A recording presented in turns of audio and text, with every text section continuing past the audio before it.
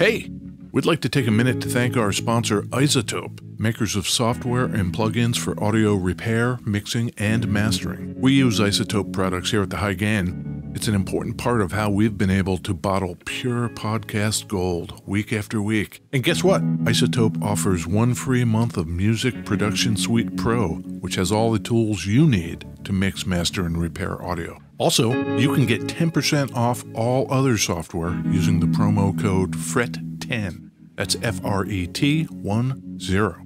All of this is at isotope.com, izotope.com.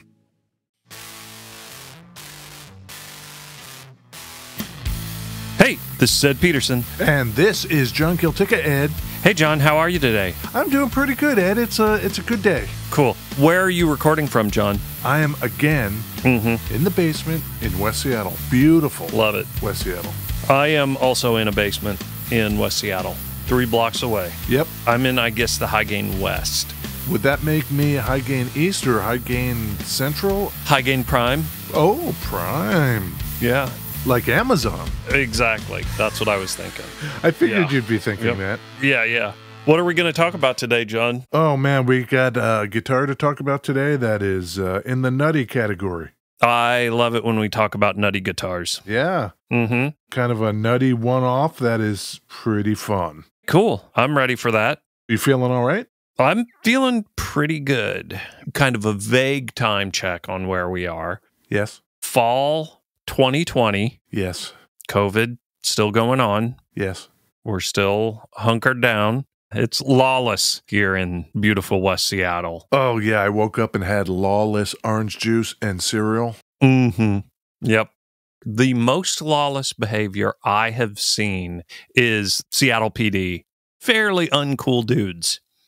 What do you think of that, John? Let's see if we could soften their game a little. How are we going to do that?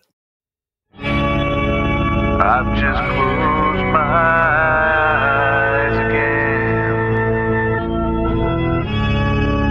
climbed aboard the Dreamweaver train. Driver, take away my worries of today, and leave tomorrow behind.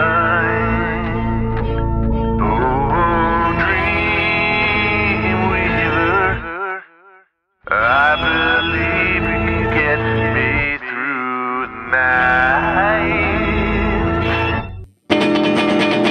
Beverages. What do you think of that? I loved it. I absolutely loved it. That song is pretty great. What is it? Is that yacht rock? I think it counts as yacht rock. Yeah. Does it? Yeah. Yeah, that's cool. 1976, that was. Gary Wright, Dreamweaver. Is he one-hit wonder, dude? Gary Wright? I don't even know that name. That might be his biggest hit, I suppose. Yeah. Yeah.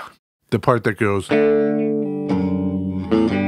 That's kind of nice. Yeah. Dreamweaver. He played piano on George Harrison's All Things Must Pass 1970 triple album. Everybody played on that. Yeah. A young 19, 20-year-old Phil Collins.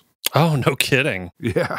Wow. I think George was like, I'm going to make this big album. Anybody who wants to play, come on over. Yeah, that's cool. Everybody's on that. Including Dreamweaver himself, Gary Wright. Yeah. Oh, no, John. What? Oh, no. Uh-oh. What? Cresskill, New Jersey. He's from New Jersey? He's a Jersey boy. He was a child actor. He made his TV debut at age 7 on Captain Video and his Video Rangers. You know about that? Nope. He was in the 1954 Broadway production of Fanny, and his mom in Fanny was Florence Henderson. Mrs. Brady? Yeah, exactly. Yeah. Obviously, we are going to have to correct these misperceptions we've had. About Gary Wright? Well, yeah. I mean, like we thought, oh, one-hit wonder. He was on the Ed Sullivan Show? The Dreamweaver himself. Way to go. Cool. Well, as long as we're going to talk about things that need correcting. Yeah. We've gotten several emails now, so we need to officially embarrass ourselves, Ed. Well, whatever. A while back, we did a custom shop Jaguar. Mm-hmm. That Jaguar was a faded out green color that once upon a time would have been Lake Placid blue. Mm-hmm. Somewhere along the line, we mistakenly called it Pelham blue, which is what Gibson used, not Fender.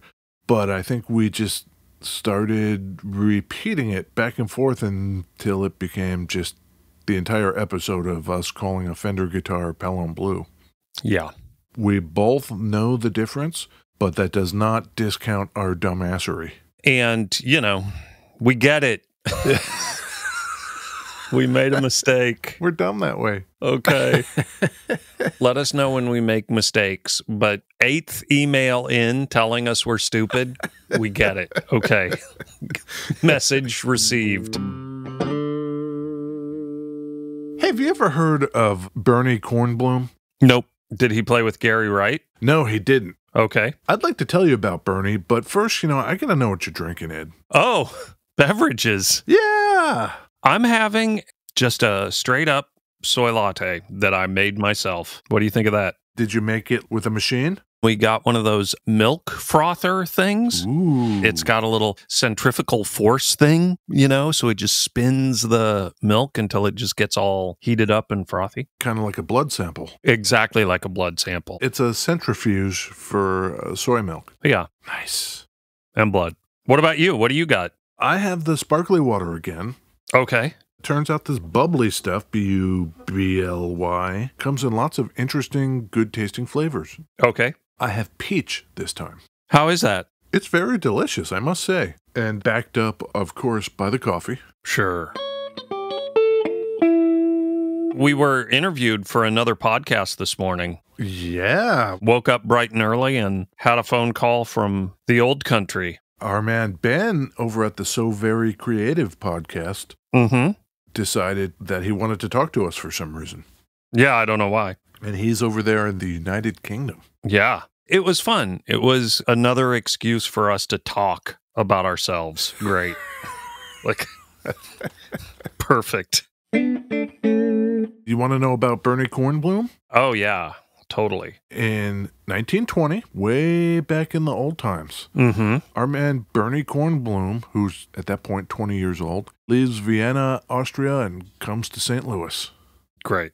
Now he needs a job. He finds work as a necktie salesman. Bernard Kornblum knows how to sell a tie, apparently. Great.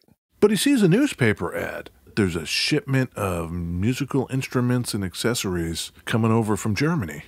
And he just kind of makes passing note of that until the exchange rates tank and the shipment ends up stranded. So our man Bernie scrapes together the money and buys all of it and does the legwork to sell all these instruments to retailers. What were they? Banjos, ukuleles, instruments of the day. Okay. Bernie made a little bit of money. Sure. He quits the tie game, man. Fuck this, I'm not selling ties. No. I'll sell music shit. I'll be like the distributor guy. Sure.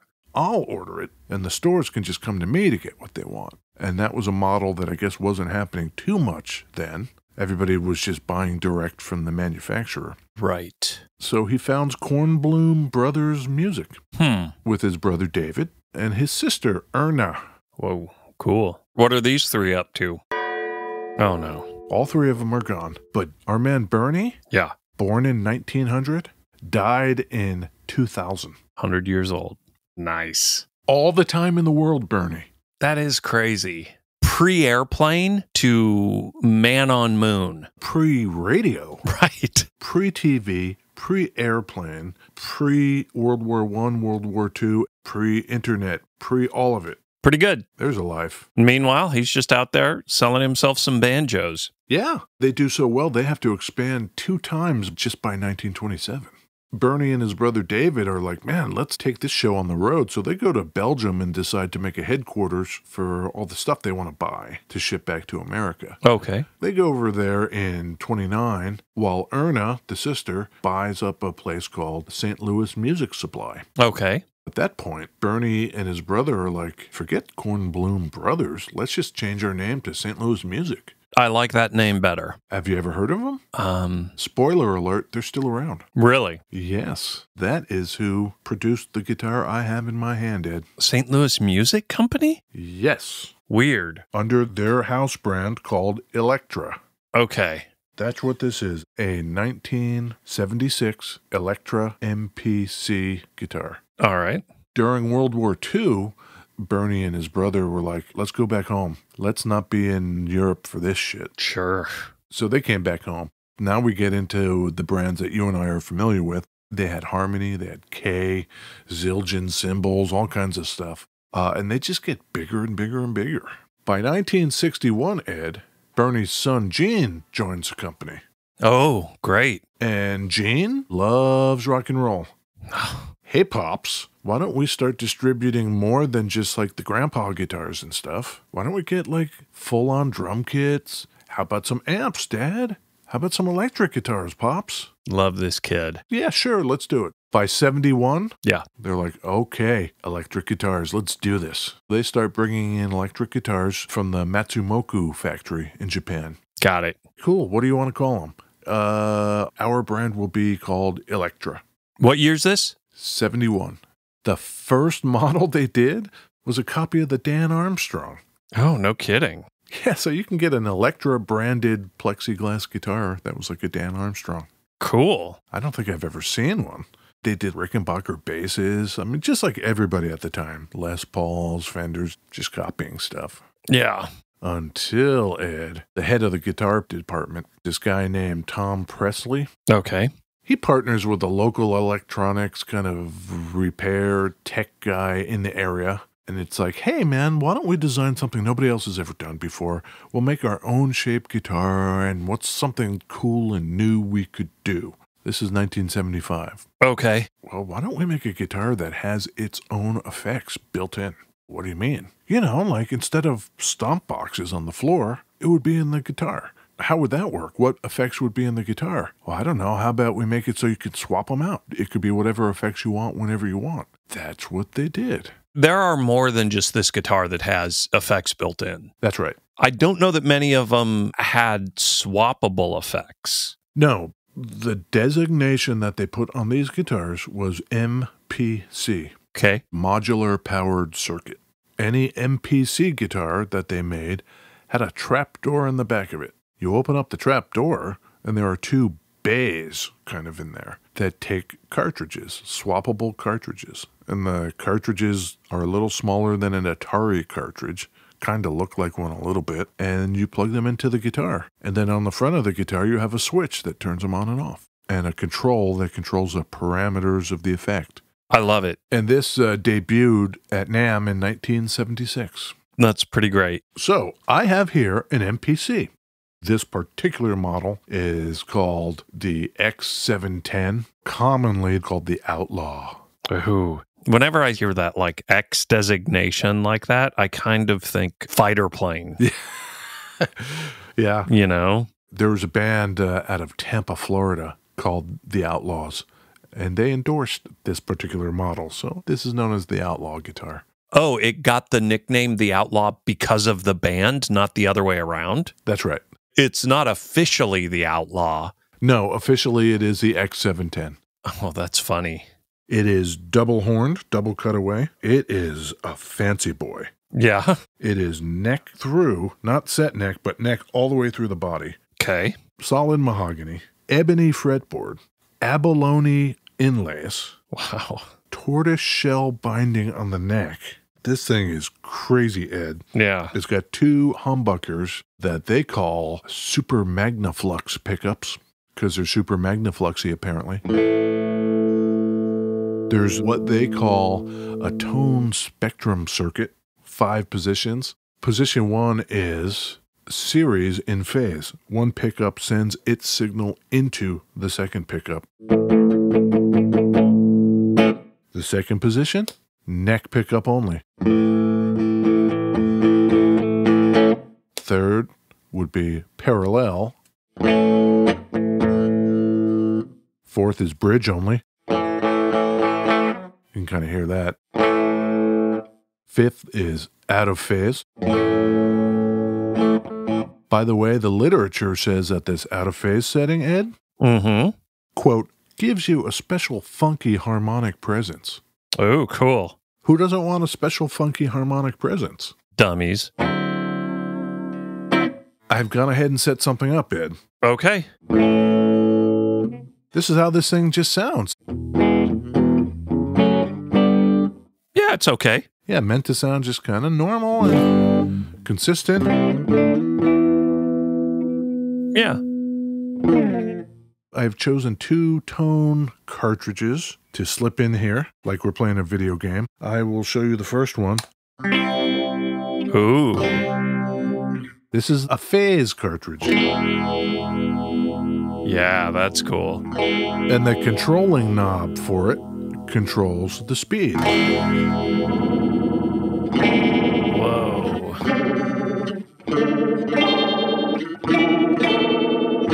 That is a super serviceable phaser.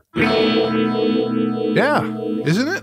That's great. The other one I have chosen is an envelope filter. Oh. And turn that on.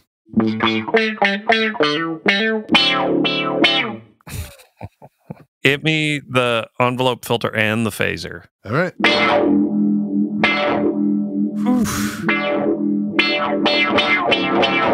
Do you have a distortion or a fuzz cartridge? I do. Do you want to hear that? If I were going to put two together, I would probably do like a fuzz and that phaser. Okay. I am just opening up the back hatch to show everybody how easy this is. I am pulling out the filter, which they call a filter follower. Ooh. Cool. I am putting in the dynamic fuzz cartridge Hell yeah. and closing the hatch back up. Easy as that. Hit me.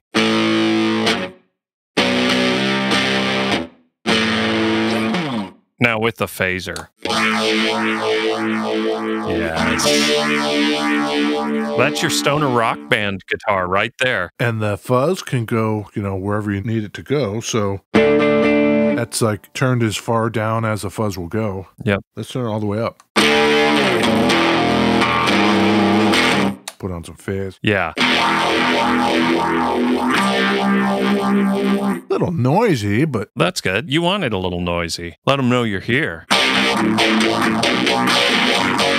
what do you think of that, Ed? Just having both of those on board. I could see in the mid 70s that being pretty cool. Today, I don't know how useful that is. Didn't Built make a guitar that had some of the old blood stuff built in? Yeah, I think so. They're doing collaborations. Totally. You know what would be awesome is if you could go out and you could buy a Old Blood Dark Star, right? Right. In the MPC cartridge. That would be sick. Right. Then that guitar is a thing.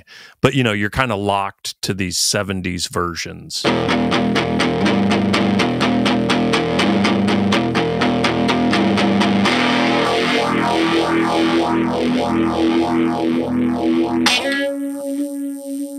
So what becomes of this, Ed? This St. Louis Music MPC Electra guitar? I don't think this guitar lasted any longer than the Atari 2600. Maybe a 5-year run or something. 82, I'm going to say. 81. Yeah. Good one. All the MPC guitars, these modules, are discontinued. Yeah. I guess people weren't into plugging weird modules into their guitars. I don't want that shit put into my guitar. Next thing you know, they can hear your thoughts. Exactly. I don't want my guitar listening to me. No way. One good thing did come out of it, even if the guitar itself didn't last all that long. The sort of electronic guru behind it I mentioned briefly. Yeah. They're like, hey, why don't you just come on board and work for us? Fire up our tech end of stuff, and you can help us think of other shit to do. Okay. And that was the birth of St. Louis Music's electronics division. Okay. What should we do? We could do amps. You want to make an amplifier? Sure, man. Yeah. Gene Kornblum, Mm-hmm. he goes shopping a lot. I guess he likes to shop. Sure. About 1978 or so, Gene is in the Crate and Barrel store. Remember those stores? Sure. I think they still exist. Maybe. So Gene comes back and says to the guys at the newly formed St. Louis Music Electronics Division, hey, I got an idea. Let's put an amp inside a crate. What? Yeah, it'll look like a shipping crate, but it'll be an amplifier. Crate amps. That was the birth of great amplifiers. Wow. By 1984, the Electra name is kind of floundering. Yeah. So they changed it to Electra Westone. Then they shortened it to just Westone. And I've seen a couple of those guitars. Right now we're kind of in the butt rock time, mid-'80s. Mm-hmm. So they're kind of pointy. Okay. And that's how that ends, Ed. Except for this side note. Yeah. Our guy Gene. Yeah. Gene Kornblum, who brought the rock to St. Louis music. Right. The son. Yeah, the son in the early 60s. Yep. He himself has a son. Okay. And his name is Ted Kornblum. Okay. And Ted Kornblum is noted for bringing magnetone amps back into the world. No kidding. That's old Ted. Man, those magnetone amps. Oof. They're fantastic. Yeah. And that's Ted's doing. Well, way to go, Ted. Keeping it in the family. That's cool. The Kornblums, they know how to maybe get some stuff done. Yeah. 3 generations. Yeah. All right. And that is the weird, wacky story of the Electra MPC guitars. I think you did a great job, John. Oh, thanks, Ed. Yeah. We need to welcome Ed Stephen B. Yeah. to Patreon, the High Gain Patreon family. Shout out to our guy, Stephen B. Bless. I'm putting my hands together doing a little bless up thing. Can you bless down? Patreon.com/thehighgain. Yeah, that's where you go if you want to join our man Stephen B. Yeah. Membership has its rewards, Ed. Yeah, maybe go to Instagram, go to Twitter, go to Facebook. All the socials. Check us out. Keep those emails, comments coming. We don't mind being corrected. Lake Placid, Pelham, 2 different things. We got it. Yep, we got it. Cool. Okay, cool. Talk to you later, John. All right, later. Bye. Bye.